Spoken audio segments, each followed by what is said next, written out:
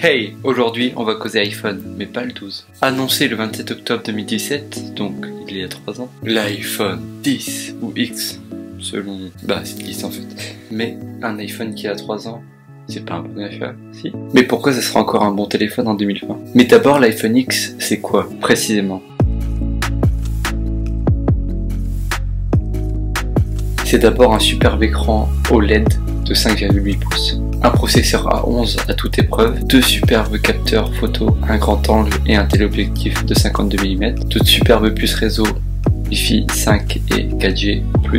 Et d'ailleurs, petit tips en fin de vidéo, si votre iPhone ralentit. Première question que vous vous posez sûrement, c'est est-ce que c'est encore fluide ce truc? Après 3 ans, Apple, leur téléphone. Parce que personnellement, ayant eu un iPhone 5S, au bout de 2 mises à jour, c'était limite plus utilisable comme téléphone. Bah, depuis quelques années, Apple change de direction concernant la rapidité de leurs appareils ou leur mise à jour. Du coup, sur l'iPhone X, ça donne quoi 3 mises à jour plus tard? Car oui, il est sorti avec iOS 11.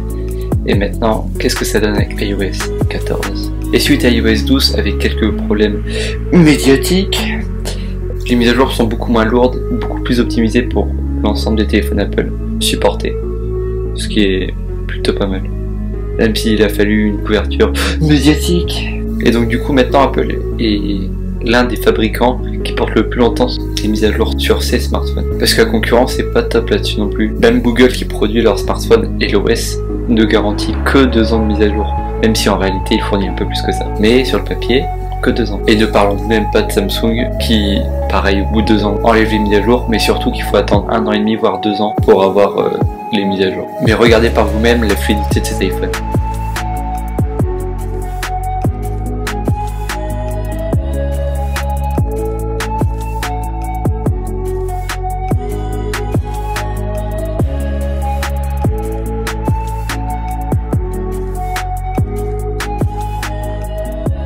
Bon, passons aux avantages de ce téléphone. Bon, on va pas se mentir, le plus gros avantage de ce téléphone, c'est son prix.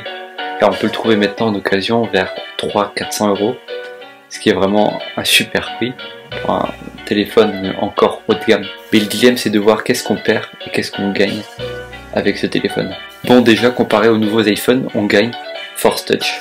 Même si c'est pas l'ultime fonction, mais c'est vraiment quand même agréable. Comme là pour bouger le curseur dans un texte, ou ouvrir plus rapidement la caméra arrière ou avant. Bon, parlons du cœur de la bête, la 11 Bionic, qui équipe cet iPhone. Alors qu'est-ce qui vaut encore vraiment sur le terrain? On va tester ça.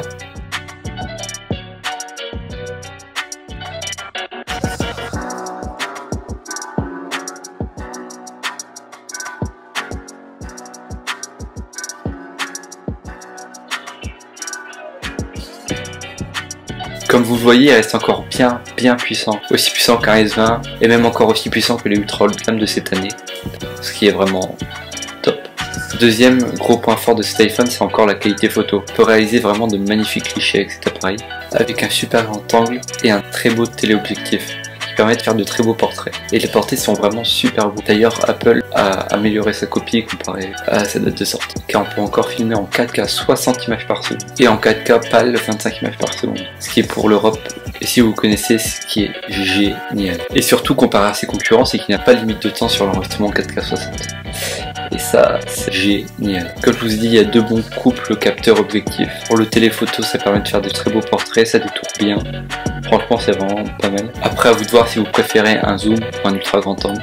Il fait encore vraiment de magnifiques HDR. HDR, c'est High Dynamic Range. Donc vous verrez bien le point le plus sombre et le point le plus clair de l'image. En gros, encore aussi son écran OLED qui est vraiment encore sublime. Et aussi la batterie qui reste vraiment correcte.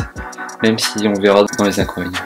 Mais surtout à ne pas oublier, c'est qu'il a encore le meilleur système de déverrouillage qui est Face ID. Donc il scanne votre visage à 90 000 points pour pouvoir vous reconnaître dans n'importe quelle condition. Posé sur une table, sur un bureau, dans votre lit, dans le noir, en plein soleil, il vous reconnaîtra partout, sauf, malheureusement, avec le masque. Donc actuellement c'est chiant quand on a le masque, mais sinon c'est vraiment le meilleur système. C'est tellement transparent, on n'a même pas l'impression de déverrouiller son téléphone. Passons aux inconvénients. Le plus gros inconvénient pour 2021 de cet iPhone, c'est qu'il n'a pas de 5G. Malheureusement, il est presque en 4G+, même si les débits en 4G+, sont largement suffisants. le manque de 5G se fera sentir à l'avenir. Après, si les débits de la 4G et la couverture vous suffit, à vous de voir. Pareil en photo, pas de bonne nuit, ce qui est vraiment gênant, alors que c'est juste du logiciel. Ce que je disais comme la batterie, elle est encore très suffisante, mais il faut vraiment pas espérer plus d'une journée.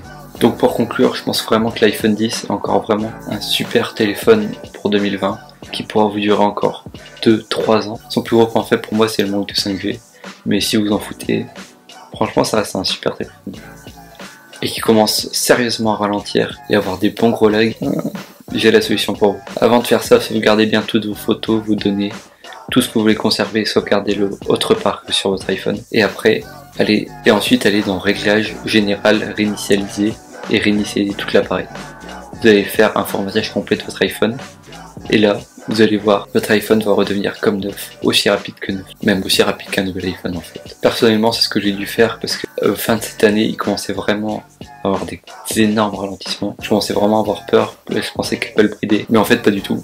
J'ai juste formaté et hop, c'est reparti. Il faut juste passer un peu de temps pour sauvegarder et remettre tout après, c'est tout. Si vous avez un samedi libre, ou pour vous occuper pendant le 3e confinement. Allez, si vous avez aimé la vidéo, n'hésitez pas à liker. Et